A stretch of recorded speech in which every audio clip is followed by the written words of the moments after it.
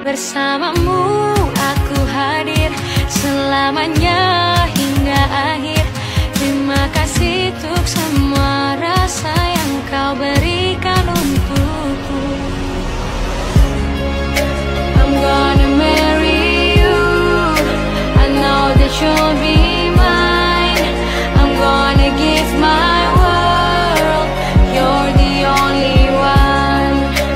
Tell them everything, this is just beginning. Jangan tinggalkan aku di saat ku jatuh.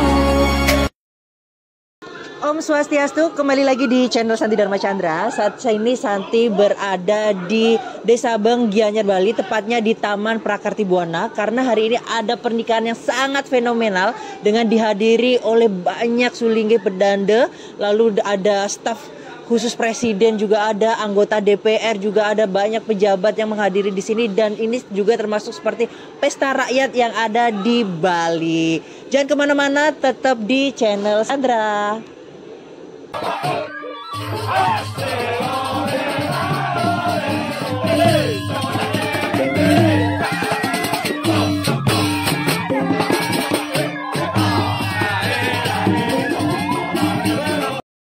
Nah, saat ini Santi bersama penari jegek-jegek Bali ini. Kira-kira mau nari apa ini, Ge?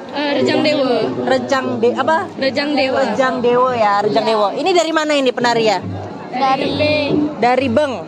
Ya. Dari Beng Gianyar, Bali. Semuanya dari Beng Gianyar, Bali. Ya. Baiklah, nanti semoga tari-tarian ini menginspirasi bahwasanya tradisi budaya dan leluhur masih sangat eksis di Bali. Sukses semua ya. Ya. Oke, mari kita tutup dengan para mesanti ya.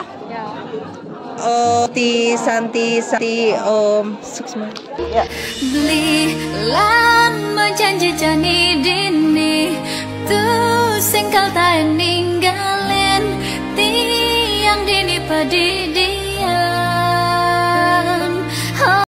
Baiklah pemirsa Santi Dharma Chandra, saat ini Santi bersama penari-penari yang unik di Bali. Buat teman-teman yang di luar Bali mungkin penasaran ya, ini tuh penari apa sih gitu kan, keren-keren dengan dandanan yang cukup unik sekali. Baiklah, sebelumnya kita kenalan dulu dari sebelah kanan dengan Beli siapa ini? Beli Dewa. Beli Dewa. Selanjutnya? Dewa juga.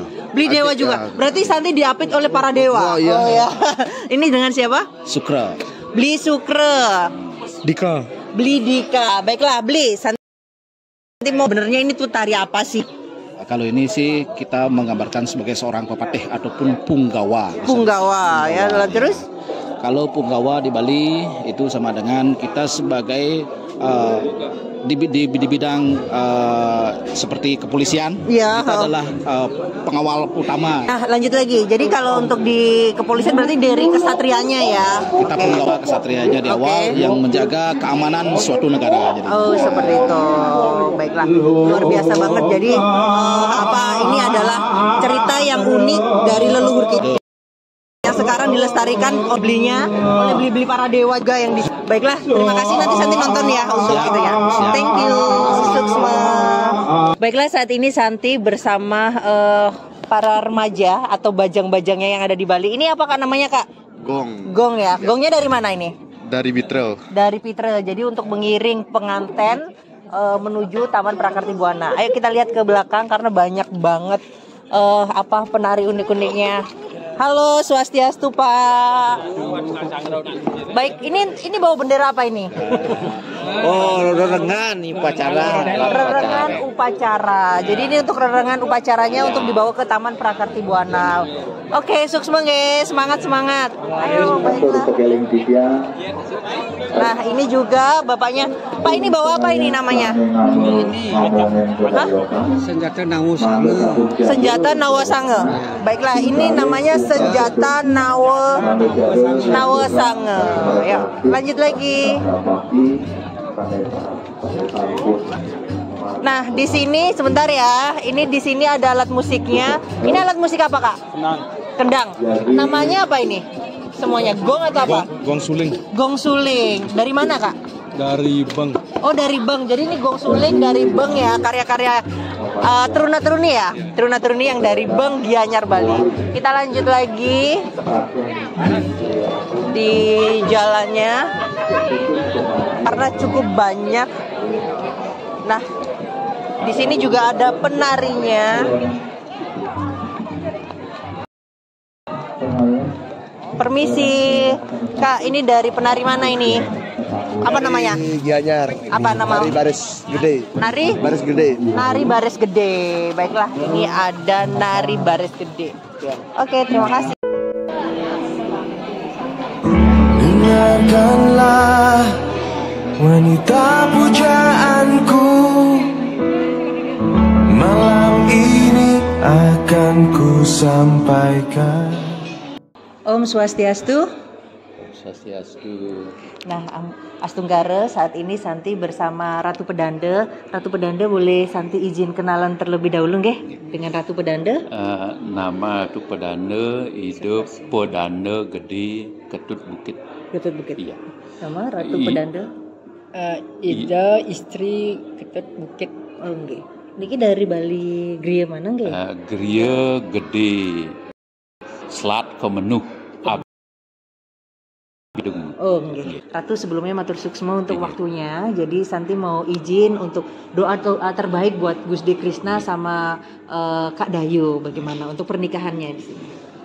Pertama, kami ucapkan selamat berbahagia, menempuh hidup baru. Semoga abadi. Swaha. Semoga berbahagia atas lindungan Ida Sang Hyang Widiwasa dan atas anugerah dari Ida Sang Hyang Semara. Baiklah, sebelumnya terima kasih sekali sampun mau berkenan di channel YouTube Santi Dharma Chandra. Sama satu lagi pertanyaan Ida. Jadi kalau banyak kan generasi muda yang belum nikah atau apa, caranya untuk berdoanya bagaimana sih untuk bisa mendapatkan jodoh yang terbaik? Tentang jodoh yang terbaik, karena jodoh itu adalah keyakinan Hindu ada di tangan Ida Sang Hyang Widiwasa, tetapi kita sebagai generasi muda harus juga berusaha memilih yang terbaik untuk teman hidup. Di samping penyerahan diri totalitas kepada Ida Sang Hyang Widi terhadap arti sebuah kehidupan ke depan, tetapi intinya kita sebagai manusia juga berusaha berbuat baik, tidak hanya kepada sesama manusia, tetapi kepada alam, kepada sekitar lingkungan itu. Nanti kita perlu juga menjaga keharmonisan hidup. Astunggara. Itu untuk nasihatnya buat teman-teman pemirsa yang belum menikah dan ingin menemukan jodoh yang terbaik. Matur suksma, mohon doanya Ratu agar umat sedharma bisa berbahagia dan Ratu istri sehat selalu nggih. Suksma. Rajang. Matur suksma nggih. Mari kita tutup dengan Parama Santi nggih Ratu nggih. Om Santi Santi Santi Om.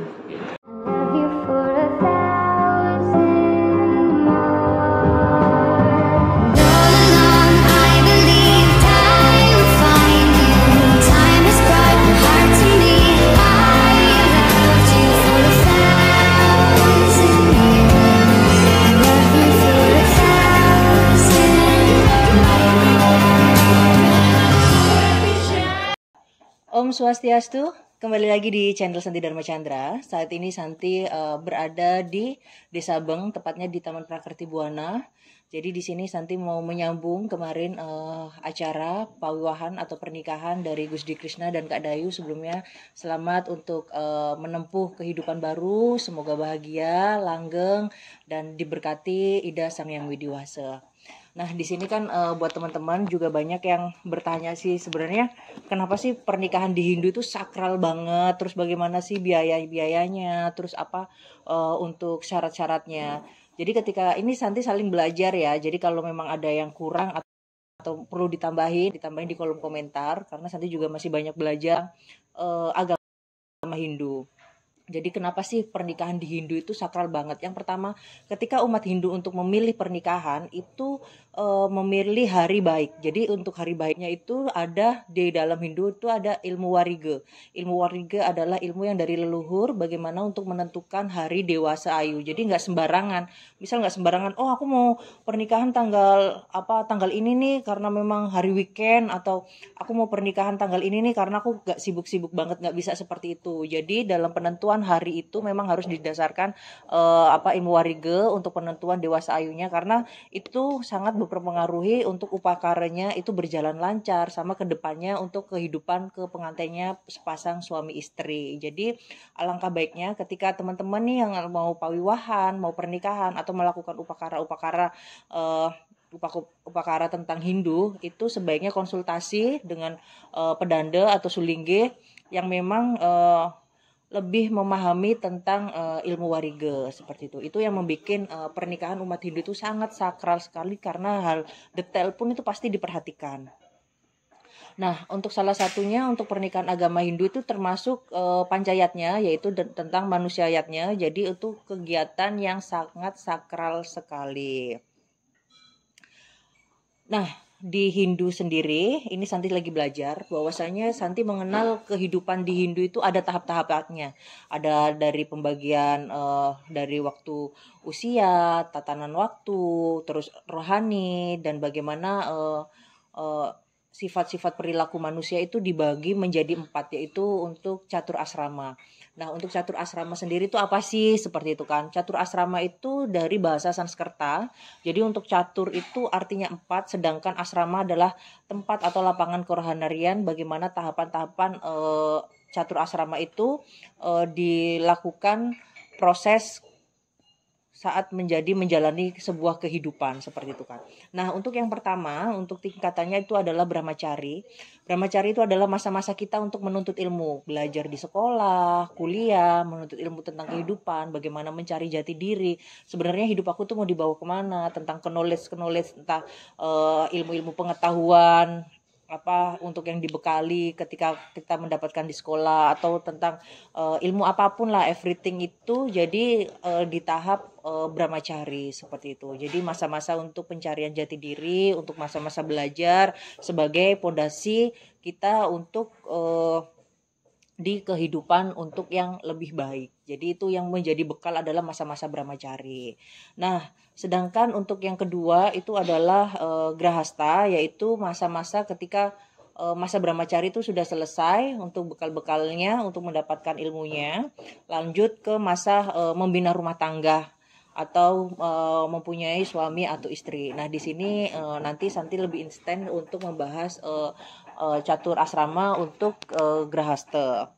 Nah, untuk yang selanjutnya itu adalah wanaprastha. Wanaprastha itu adalah masa mengasingkan diri, bagaimana kita menekuni ilmu kerohanian dengan melakukan pancakarmanya, atau menekuni lebih ke pancasradanya seperti itu kan. Jadi bagaimana kita lebih karena menjalani seperti udah memasuki masa brahmacari, terus rumah tangga, terus lebih ke wanaprastha itu lebih ke kayak mengasingkan diri untuk belajar lebih intens tentang ilmu rohani atau spiritual, untuk lebih tahu bagaimana Ida Sang Hyang Widiwasa, bagaimana tentang leluhur, bagaimana tentang banyak hal yang harus dipelajari seperti itu. Nah, yang keempat adalah biksuka. Biksuka ini adalah fase-fase di mana kita sudah meninggalkan kemelekatan dunia, yaitu menyadari di dunia ini itu tidak ada yang abadi, tidak layak untuk yang dilekati, tidak layak maksudnya diperjuangkan secara mati-matian atau hasrat nafsu untuk memiliki, enggak, tapi benar-benar bagaimana kita sudah ingin mempersiapkan diri untuk ke kehidupan selanjutnya. Karena kan di kehidupan itu memang kita pasti, setiap manusia, setiap makhluk hidup itu mengalami kematian. Jadi itu kayak kita sudah pelan-pelan untuk meninggalkan sesuatu kemelekatan, tidak mengejar hal-hal duniawi lagi atau apa. Jadi banyak hal tahapan-tahapan di Hindu itu kita memiliki proses hidup yang memang sudah dibagi dengan catur asrama tersebut seperti itu. Nah, karena ini Santi membahas tentang pernikahan, pawiwahan ya kan. Jadi ini adalah tahap grahasta asrama. Jadi untuk yang kedua setelah brahmacari. Jadi rumah tangga diawali dengan upakara perwakiran atau samsara wiwaha. Ini berarti masa brahmacarinya sudah selesai. Nah, dan bagaimana sih melaksanakan tugas grahasta ini, antara lain mencari arta atau nafkah untuk memenuhi kamanya berlandaskan dengan dharma, dan melaksanakan srada atau pancayatnanya. Jadi seperti itu. Jadi bagaimana membina rumah tangga, yang suami mencari nafkah buat istrinya, istri juga menghormati suaminya, saling balance, saling asa, saling asuh, saling sayang, dan saling mencintai, seperti itu. Karena tahapan grahasta ini kalau Santi pelajari ini tuh adalah benar-benar tahapan penggemblengan dalam hidup, yaitu proses pendewasaan diri. Nggak banyak juga orang gampang menjalaninya, tapi maka pentingnya itu ketika mencari pasangan suami istri itu harus yang benar-benar satu visi dan misi, terus benar-benar saling menerima, saling mengenali satu sama lain, karena prosesnya itu panjang banget untuk menjadi suami istri.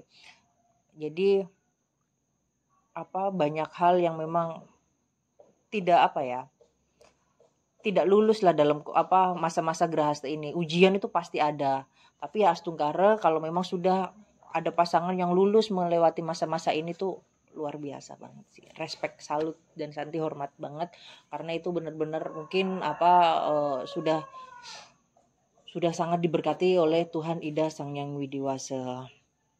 Karena pernikahan itu kan tidak gampang ya. Jadi menyatukan bagaimana dua pemikiran, menyatukan bagaimana dua keluarga, dua ego yang sama-sama sebelumnya punya kehidupan masing-masing untuk menjadi satu rumah. Jadi itu membutuhkan keluasan hati yang memang sangat besar sekali. Apalagi kalau ditambah udah punya anak, membina rumah tangga, terus mendidik anak, menyiapkan anak agar suputra, agar diberkati Tuhan Ida Sang Yang Widiwasa. Pokoknya itu proses-proses di grahasta itu sangat panjang sekali, bahkan sampai tutup usia lah, maksudnya kalau kita punya rumah tangga, punya pasangan yang bagaimana benar-benar menjadi teman hidup, seperti teman ngobrol terbaik, seperti itu. Kalau di Jawa itu ada istilah namanya garwo ya. Garwo itu artinya sigar nyowo, separuh nyawa,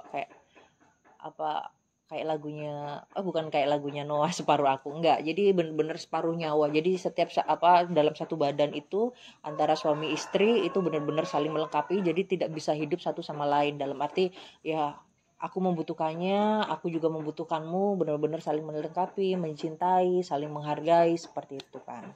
Jadi itu.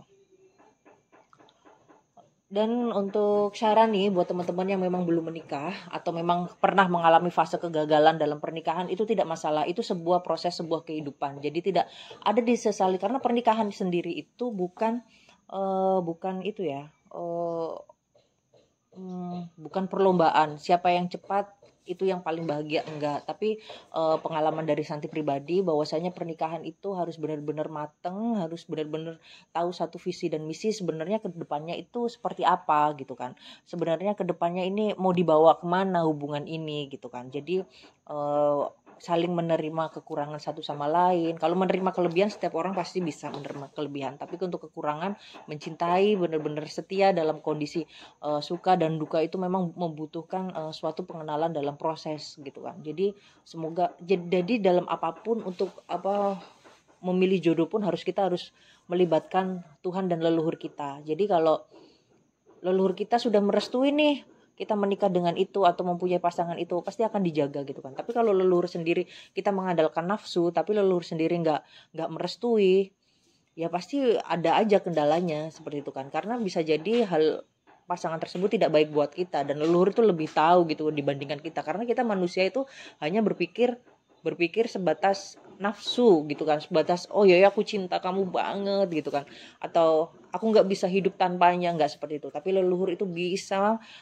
melihat ke depan bagaimana oh ya ini anak cucu aku nih, kalau diteruskan sama dia pasti hubungannya nggak baik. Itu pasti akan kita diberi rasa luka, entah apa hubungan selesai atau apa, tapi tidak masalah. Hal itu sebuah proses kehidupan, yang penting kita tetap selalu mengandalkan Tuhan untuk yang lebih baik, seperti itu. Nah di Indonesia di sini itu untuk perkawinan ada di dalam Undang-Undang Perkawinan UUD tahun 1974 ya.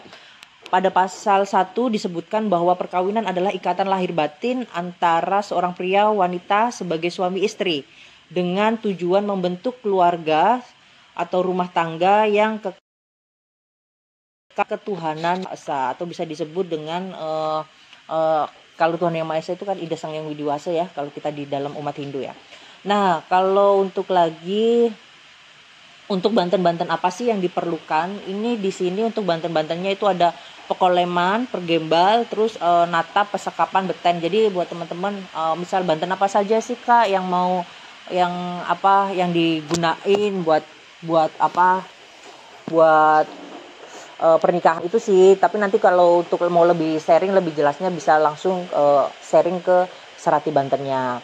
Nah, kenapa di Hindu sangat sakral? Karena pernikahan di Hindu itu yang kemarin saat pernikahannya Kak Gusdi Krishna sama Kak Dayu itu kemerajan, sembahyang, terus melibatkan banyak undangan ratusan sulinggih juga iya, terus melibatkan pejabat-pejabat juga iya, terus juga tamu-tamu dari Pak Mangku, klien adat, umat, sedharma, bahkan kita itu Santi itu ngelihatnya karena ramai banget ya, itu seperti kayak pesta rakyat gitu loh. Jadi kayak sembahyang di Merajan juga, pertanggungjawaban ke leluhur seperti itu. Itu jadi yang disebut kayak sakral banget gitu loh. Nah, baiklah, itu tadi kemarin yang Santi lihat dan Santi pelajari pas waktu pernikahannya Kak Gusdi Krishna sama Kak Dayu, bahwasanya itu sangat hikmat sekali ketika sembahyang di Merajan, ketika dari Griya Agung terus menuju ke Taman Prakerti Buana, itu benar-benar yang sangat sakral banget, apalagi juga diiringi dengan yang pemuput para beliau pedanda yang benar-benar sangat dihormati, disucikan di agama Hindu seperti itu. Nah, buat yang tanya nih Kak, untuk kemarin ada teman tanya ya dari Jawa Barat itu, syarat untuk pernikahan di agama Hindu itu apa sih? Karena saya mau menikah nih sama orang Hindu katanya. Nah, kalau kalian memang yang belum beragama Hindu terus mau menikah secara agama Hindu, memang ya harus Hindu dulu seperti itu. Nanti Santi jelaskan untuk syarat-syaratnya, dan ini Santi dapatkan pelajaran syarat pernikahan itu ketika Santi di Taman Prakerti Buana. Jadi yang pertama yaitu surat keterangan belum pernah menikah. Jadi buat lajang-lajang nih, buat para remaja yang mau menikah, ada keterangan surat maksudnya belum pernah nikah atau belum pernah kawin ya, nanti seperti itu surat pernyataan. Dan untuk yang memang sudah duda atau janda, itu ada surat keterangan untuk akta perceraian, atau memang kalau ditinggal meninggal itu sudah ada berkas-berkasnya. Jadi itu harus yang dilengkapi terlebih dahulu. Jadi kenapa sih berkas-berkas itu sangat penting? Karena kan tidak mau ada permasalahan di kemudian hari gitu loh. Nah, terus ada pernyataan surat suka sama suka. Jadi benar-benar pernikahan ini atas dasar saling cinta, saling menyukai. Jadi itu harus ada surat pernyataan suka sama suka agar tidak ada kesan dipaksa nih, pernikahan pemaksaan, enggak seperti itu. Jadi itu pentingnya surat suka sama suka yang bermaterai ya. Terus lanjut lagi ada KTP KK dari kedua mempelai, dan untuk yang bule-bule atau orang WNA warga negara asing harus dilengkapi juga paspor dan lain-lain, dan keterangan dari kedutaan bahwasanya untuk bisa melaksanakan pernikahan seperti itu kan. Dan untuk calon yang non Hindu nih harus diwidani terlebih dahulu ya. Jadi proses bagaimana masuk di agama Hindu. Nah, itu biasanya mendapatkan sertifikat dari PHDI. Jadi nanti kalian bisa sharing-sharing juga. Terus dan menghadirkan klien adat atau klien berdesa. Jadi kalau di Jakarta mungkin ada RT RW kali ya, tapi kalau di Bali itu saya juga baru tahu nih, belajar tentang klien adat sama klien Banjar seperti itu. Jadi benar-benar untuk bisa menyaksikan pernikahan yang mau melaksanakan atau calon pengantinnya seperti itu. Ada saksi juga harus ada dari pihak orang tua, keluarga juga harus ada seperti itu kan. Nah, kalau untuk pengantin di bawah 19 tahun itu kan memang kita di Indonesia ini berlandaskan dengan hukum undang-undang ya. Jadi kalau memang teman-teman yang masih 19 tahun ke bawah, alangkah baiknya itu ada keterangan dari pengadilan seperti itu. Dan ada lagi juga